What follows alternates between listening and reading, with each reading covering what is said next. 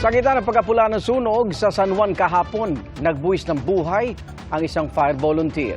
Ang pag-alala sa kanya ng kanyang pamilya at mga kasamahan. Ating saksiyan. Bago mag-alas 8 kagabi, matagumpay na naapula ang sunog na sumiklab sa Barangay Batis sa San Juan City. Sinikap ng mga bombero na hindi madamay ang isang kalapit na oil depot. Pero habang papalabas ang isang grupo ng mga bombero, bumigay at bumagsak ang isang nasunog na bahay. Habang nasa loob kami, magkakasama kami lahat. May dalawang bahay pa kasi na nasusunog sa loob. Pagtabid namin ng pangalawang bahay, is doon na namin narinig yung pag-collapse ng isang buong bahay.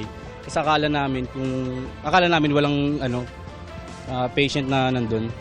So pag-ikot namin, nalaman namin na may natrap pala na isang kasamahan namin. Nadagana ng bahagi ng kisame ang 25 anyos na fire volunteer na si CK Oliver. Isinugod siya sa ospital pero pumanaw pasado alas 10 kagabi.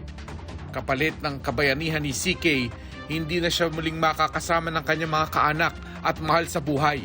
Masakit, alaga namin yan eh. Sa amin lumaki yan eh. Matagal na pong fire volunteer ni si CK. Sa amin kasi lumaki yung batang yan. Alaga rin ng kapatid ko. Sa amin natutulog yan. Kasama namin lagi yan pag namamasyal. Ganun. Kaya nakakalungkot na nangyari sa kanya to. Ang iba niyang kasamahan na pasugod din sa ospital para makidalamhati. Di alintana kahit katatapos lang nilang rumisponde sa sunog. Sakit po para sa amin. Lalo na ang tagal ng pinagsamahan namin. Sakit para malaman namin na yung kasama namin is nandun, nabaksakan ng isang structure.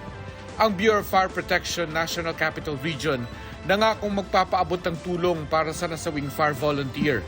Yun po yung mga kasama po sa hazard po sa aming mga trabaho kung maliban sa mga smoke, fire. So possible din po kasi ang mga structural collapse kasi po nababad po sa init yung mga bahay. Alam naman natin sir, hindi matatawaran yung naitutulong ng fire volunteer sa Bureau of Fire at sa government tuwing may mga sakuna at may lalo na kung sunog. Pero siyempre dapat kailangang maingat pa rin lahat. Base sa datos ng BFP, tumaas ng halos 37% ang bilang ng mga sibilyang nasawi ngayong taon. May naitala ring mahigit 40 bombero na nasugatan. Wala namang naitalang namatay sa hanay ng BFP. Kumpara naman sa parehong panahon noong 2023, mas mataas ng 45% ang naitalang sunog sa buong bansa mula January 1 hanggang April 17, 2024. Para sa GMA Integrated News, ako si Mark Salazar, ang inyong saksi. Mga kapuso, sama-sama tayong maging saksi.